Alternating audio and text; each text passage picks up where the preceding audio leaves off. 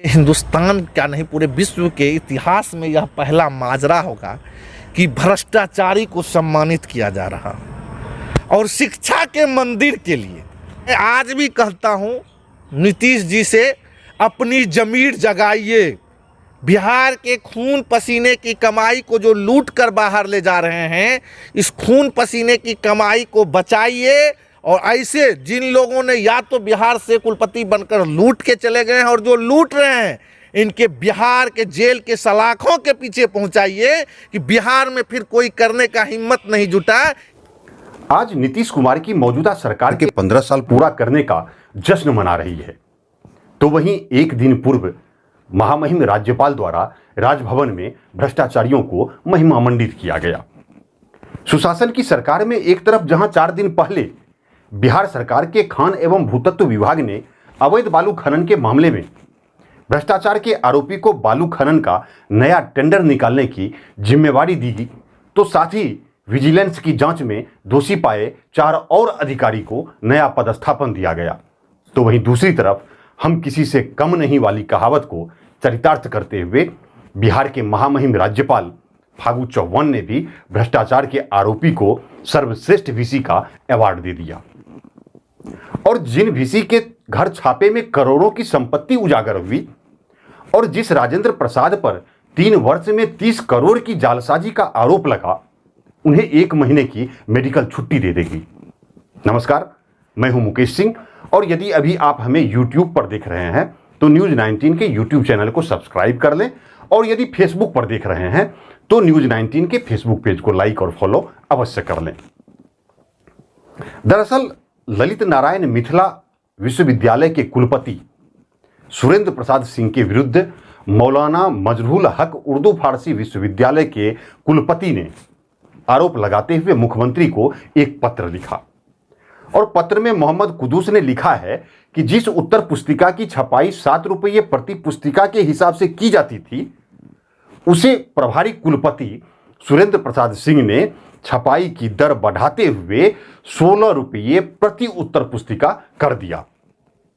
साथ ही 1,60,000 उत्तर पुस्तिका की छपाई के लिए लखनऊ की एक प्रेस को ऑर्डर भी दे दिया और उस छपाई का 22 लाख रुपया भुगतान भी कर दिया। और इधर शेष 6 लाख रुपये की भुगतान के लिए अतुल श्रीवास्तव द्वारा दबाव बनाया जा रहा है। मुख्यमंत्री को भेजे गए पत्र में मजरूल हक विश्वविद्यालय के कुलपति मोहम्मद कुदूस ने अन्य विश्वविद्यालय के कार्यालयों और कुलाधिपति के कार्यालय से मधुर संबंध रखने वाले अतुल श्रीवास्तव नामक व्यक्ति की भूमिका की भी जांच की मांग की है।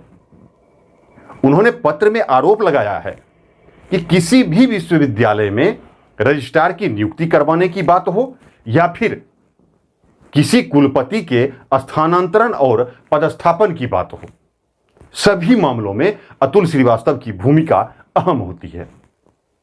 यहां मैं आपको बता दूं कि कुलपति सुरेंद्र प्रसाद सिंह मौजूदा वक्त में ललित नारायण मिथिला विश्वविद्यालय दरभंगा के कुलपति हैं और आर्यभट्ट विश्वविद्यालय एवं पाटलिपुत्र विश्वविद्यालय के भी प्रभारी कुलपति हैं।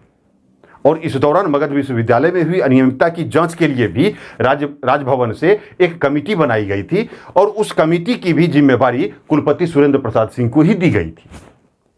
और उसकी जांच रिपोर्ट में मगध विश्वविद्यालय के कुलपति राजेंद्र प्रसाद को सुरेंद्र प्रसाद सिंह ने क्लीन चिट दे दिया था, जबकि उस विश्वविद्यालय में अभी भी विजिलेंस की जांच चल रही है और 17 नवंबर को विजिलेंस ने व्यापक भ्रष्टाचार का उजागर भी किया था, जिसमें राजेंद्र प्रसाद की अलमारी से 2 करोड़ कैश और करोड़ों की अचल संपत्ति का कागजात भी बरामद किया था।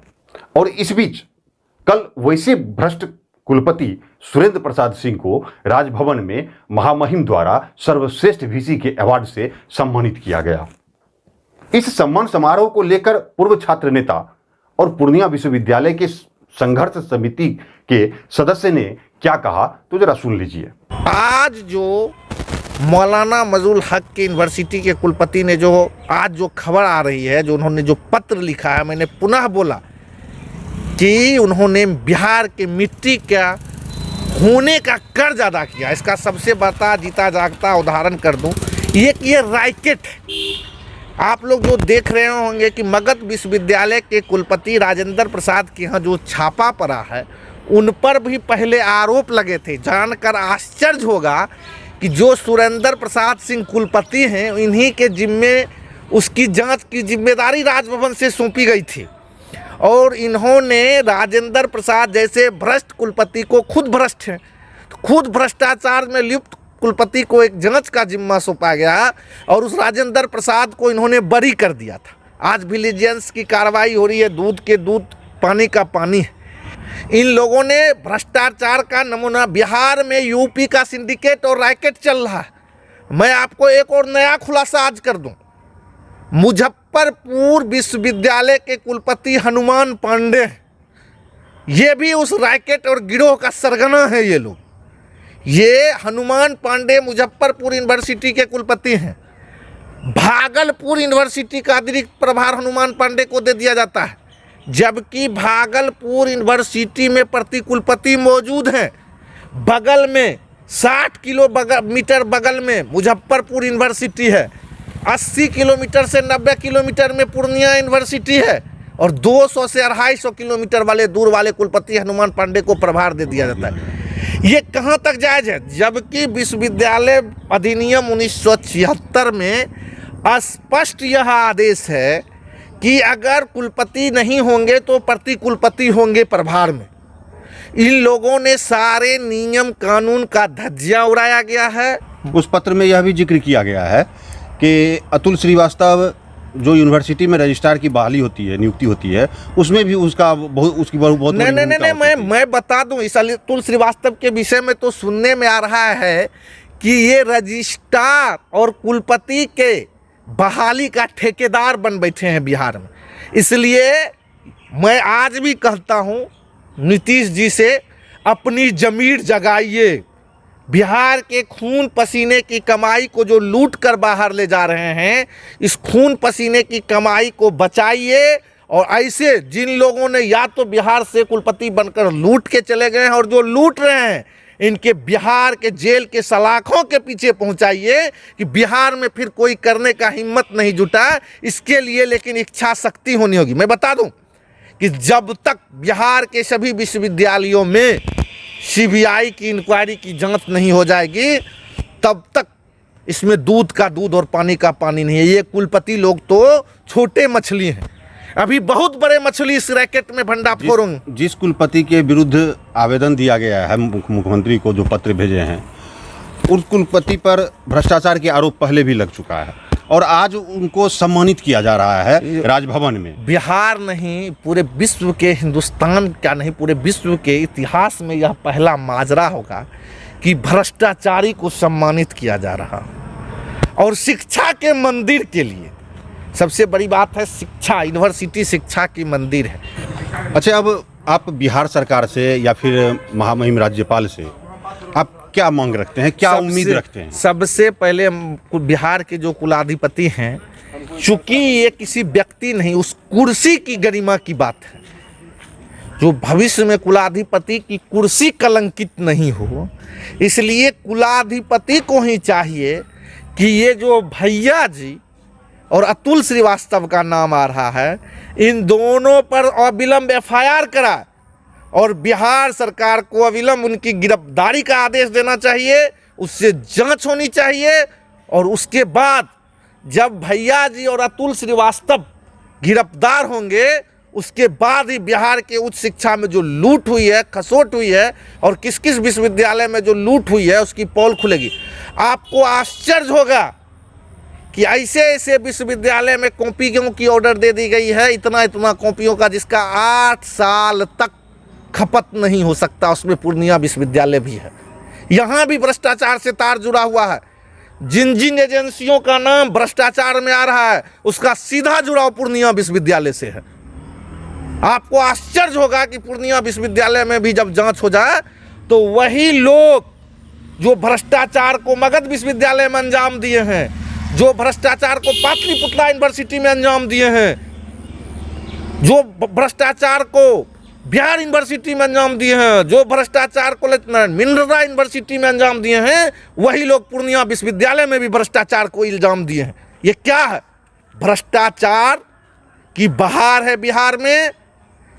बिहार की उच्च शिक्षा चौपट हो चुकी है। उच्च शिक्षा का मतलब है विश्वविद्यालय का कुलपति बन जाओ, अपना चारागाह बना लो बिहार के विश्वविद्यालय को, पैसा समेट के फिर अपना प्रदेश चले जाओ। यही है नीति। अगर राज्य सरकार चाहती है दूध का दूध और पानी पानी को का निर्णय हो तो अविलंब सीबीआई इंक्वायरी जांच की अनुशंसा नीतीश जी को कर देनी चाहिए, और नहीं तो एक स्पेशल विजिलेंस टीम बनाई जाए जो सिर्फ बिहार के सभी विश्वविद्यालयों की पहले इंक्वायरी करे, तभी संभव है नीतीश जी। नहीं तो आने वाले बिहार के जो भविष्य का बर्बाद होगा वो आपको माफ नहीं करेगा।